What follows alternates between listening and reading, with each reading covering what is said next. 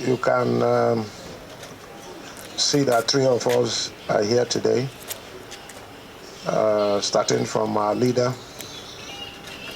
and Governor Gabriel Suswam, who handed over to me, and myself.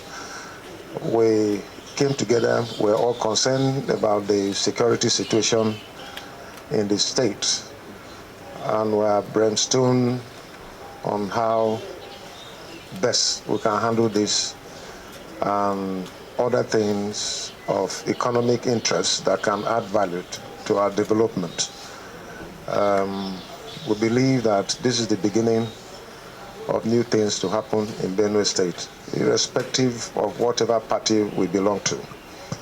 We must know that we belong to Benue State, and we must work together to ensure that we develop the state.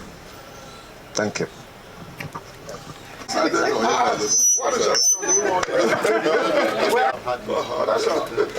you, sir. We are happy that the three of you are here.